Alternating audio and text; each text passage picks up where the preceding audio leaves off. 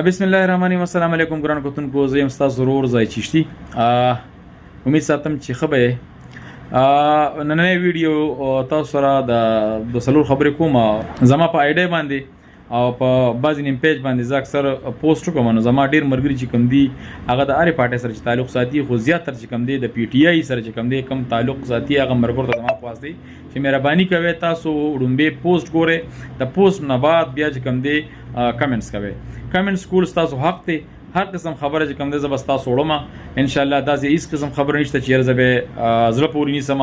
خو بعضې نیم ټایم کې زه ګورم چې ډېر خلک چې کوم دی ذات ته ځي، چونکې زما په ذات کې الحمدلله څه داسې کمی نشته دی، او نو به انشاءالله څوک په هغه ځای کې ګوته کېدي چې را په چشتي کې دې ځای کې کمی دی.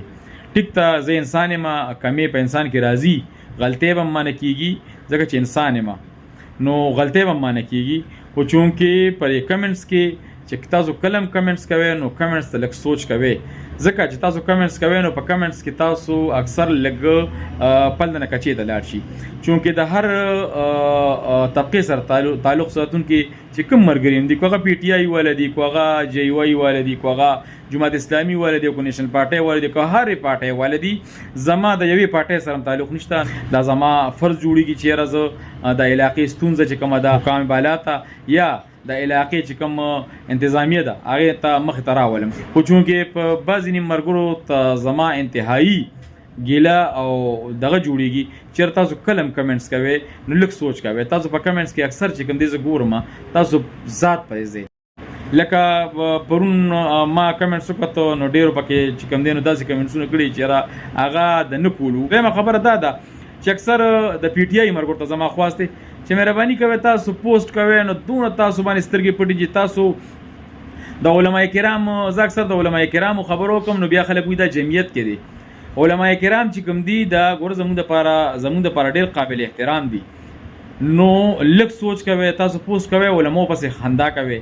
دې حده پورې تاسو رالی چې تاسو دغه یو کس چې کوم دی زه خو ورته مسلمان هم نشم ویلی، ځکه چې مسلمانۍ د دغه نه ځان بار کړی، ځکه چې د حضور صلی په شان کې هغه ګستاخي کړې ده.